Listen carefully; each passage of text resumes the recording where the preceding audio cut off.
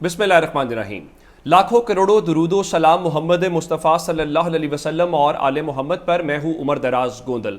मंगल are या पार का दिन मुकर्रर कर दिया गया है। बहुत बुनियादी सवालात अदालत की जानिब से, और फिर आसिफ अली जरदारी ने यहाँ पे क्या लाहौर के अंदर आके इमरान खान को या जमान पाक वालों को पैगाम भेजा है, जिसके बाद नून लीग जो है वो अपना एक काउंटर प्लान लेके आई है। ये बड़ी इंपॉर्टेंट बात है। मैं आगाज सबसे पहले सुप्रीम कोर्ट से कर लेता हूं। जो सुप्रीम कोर्ट वाले मामलात हैं कि वहां पे क्या हुआ, वहां पे आज बड़ा बुनियादी सवाल ये उठा कि ख्वाजा अहमद हुसैन जो जवाद ख्वाजा साहब के वकील है, उन्होंने कहा कि हुकूमत को सिर्फ ये जवाब देना है कि आखिर इस मुल्क की आम अदालतें इंसाफ क्यों नहीं फराहम कर सकती, जिसकी बुनियाद के ऊपर आप मिलिट्री कोर्ट में जा रहे हैं, और मुस्तकबिल में अगर फौजी अदालतें फाल करनी हुई तो कानून साजी कर लें। लेकिन उमर अता बंदियाल साहब ने कहा कि नेशनल सिक्योरिटी का मामला बराह रास्त आर्मी देखती है, और अगर कौमी सलामती के खिलाफ कुछ साजिश करे तो यह नहीं कहा जा सकता कि फौज ट्रायल नहीं कर सकती। अच्छा, इस हवाले से आज बहुत बाकी जो चीज़ें डिस्कस अपनी जगह पे हुई, लेकिन एक और बात जो पूछी जस्टिस मंसूर अली शाह ने कि आप ये बताएं कि क्या दीगर ममालिक में भी ऐसा ही होता है, और जो सिविलियंस हैं उनके फौजी अदालतों में ट्रायल होते हैं। तो इस सारे मामले को लेके जो वकील अहमद हुसैन है, उन्होंने कहा जी ये दीगर ममालिक के अंदर अगर देखा जाए तो होता है। मिसाल के तौर के ऊपर बरतानिया की उन्होंने मिसाल दी। फिर एक और बात आई कि देखिए सिविलियंस की क्या तारीफ हम करेंगे, क्या रिटायर्ड और जो आर्मी अफसरान हो चुके हैं वो भी अब इस हवाले से उसमें रिटायर्ड जो है वो सिविलियन तस्वुर होंगे या नहीं होंगे, ये बहुत इंपॉर्टेंट है। अच्छा, फिर इस हवाले से जब उन्होंने ये कह दिया कि हर मुल्क का अपना कानून है या दीगर चीज़ें हैं, तो एक बड़ा अहम नुक्ता वहाँ पे वकील अहमद हुसैन ने उठाया कि देखें सीनियर कमांड के फैसलों के बाद क्या फौजी अदालत में कोई अफसर फेयर ट्रायल को फॉलो कर सकता है, यानी अपने सीनियर ने जो उसको कह दिया, और अपने मुकदमे के आप खुद जज नहीं बन सकते। ये बहुत एक इस वक्त अहम मामला है जो उन्होंने इस सारे हवाले से किया।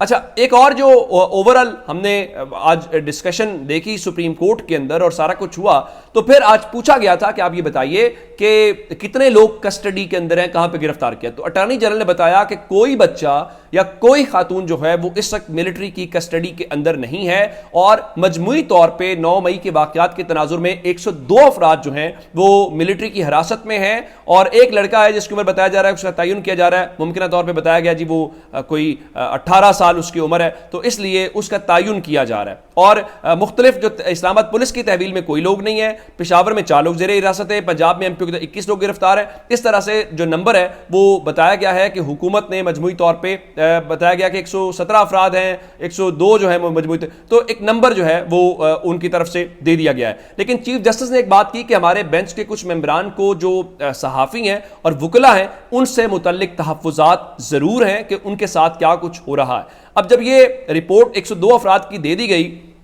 तो एक और जो इंटरेस्टिंग मामला इस सारे केस के अंदर हुआ कि चीफ जस्टिस इस मामले को लटकाना नहीं चाहते, गो कि हुकूमत बार बार कह रही है कि शायद वो इस फैसले को भी तस्लीम नहीं करेंगे। फिलहाल यूँ समझिए कि पीर के रोज़ तक इस समात को मुलतवी कर दिया गया है, यानी 26 तारीख को अब 9:30 बजे इसकी समात होगी। लेकिन चीफ जस्टिस ने मंगल का दिन आर या पार का दिन मुकर्रर किया है, और वो कह रहे हैं जी अगले हफ्ते 2 दिन है, चाहते हैं कि कार्रवाई का मंगल तक कोई नतीजा जो है वो निकाल लें, जिसका मतलब यह है कि वो पीर के रोज तक इस मंगल के रोज तक इस हवाले से कोई ना कोई फैसला जो है वो जरूर सुनाना चाहते हैं। अब मालूम नहीं है कि वो फैसला क्यों सुनाना चाहते हैं। अब यहां पे अहम सवाल है, चूंकि कोर्ट ये कह रही है कि ये नहीं कहा जा सकता कि मिलिट्री कोर्ट में ट्रायल नहीं हो सकता, यानी हर केस हवाले से। दूसरा, मंसूर अली शाह साहब ने कहा कि हम आर्मी एक्ट का जो है वो मुआयना नहीं कर सकते या उसके अंदर हम मुदाखलत नहीं कर सकते। अच्छा, उसके बाद एक और बड़ी आज इंटरेस्टिंग डेवलपमेंट हुई, मैं जरदारी वाली बताना चाहता हूँ। आगाज हुआ आज कौमी असम्बली से।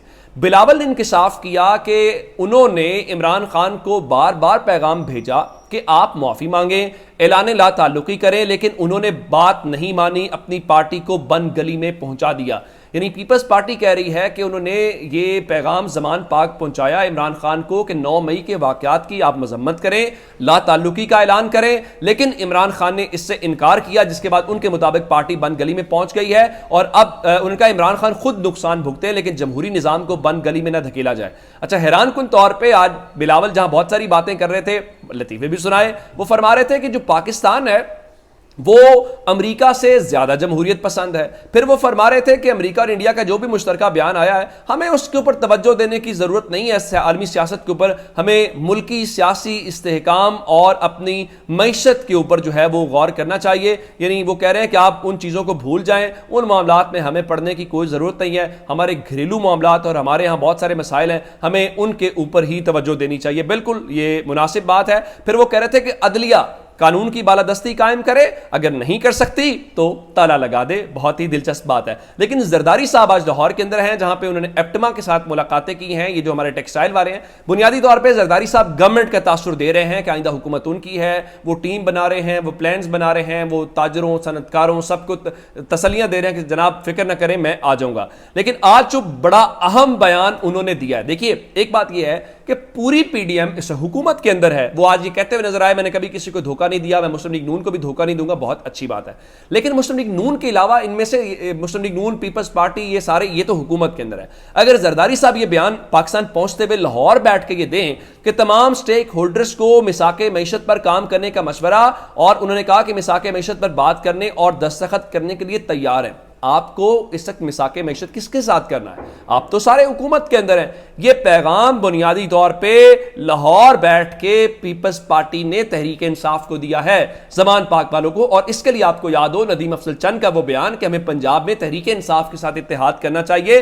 ये बातें बहुत ज्यादा इंपॉर्टेंट है। दूसरी जानिब इस सारे सिनेरियो को नून लीग भी जाहिर है वो असेस कर रही है, और नून लीग ने अब नवाज शरीफ का कार्ड खेलना शुरू कर दिया है, जिसमें ख्वाजा आसिफ ये कहते हैं जी पाकिस्तान अगस्त में आजाद हुआ, इंशाल्लाह नवाज शरीफ भी अगस्त में वापस आएंगे। आज मुस्लिम लीग नून की जो लीगल टीम है उन्होंने नवाज शरीफ को गो हेड दिया है। वो कैसे? आप जानते हैं कि चंद रोज पहले आजम नजीर तारड़ लंदन गए थे और उनके ख्याल में जो कानूनी रुकावटें हैं वो दूर हो चुकी हैं, और उनके मुताबिक अब एक तो फ्रांस से शहबाज शरीफ जा रहे हैं लंदन, जहांगीर तरीन भी वहां पे हैं, ओन चौधरी भी वहां पे हैं। तो उनके मुताबिक अब होगा ये कि जुलाई के आखिर या अगस्त के शुरू में नवाज शरीफ वापस आएंगे, और बताया यह गया है कि वो वहां से पहले दुबई जाएंगे, दुबई से सऊदी अरब जाएंगे, सऊदी अरब में उनकी अहम मुलाकातें भी हो सकती हैं, और उसके बाद उनकी वतन वापसी होगी। ये बुनियादी तौर पे पंजाब में उनको काउंटर करने की एक कोशिश है। उनको अंदाजा है कि जरदारी साहब पंजाब के अंदर अपने पंजे गाड़ना चाहते हैं, तो मुस्लिम लीग नून अब माहौल ये बनाना चाहती है कि नवाज शरीफ वापस आ रहे हैं, उनका वोटर वापस आए। अब मालूम नहीं है कि मुस्लिम लीग नून के पास बेसिकली नैरेटिव है क्या।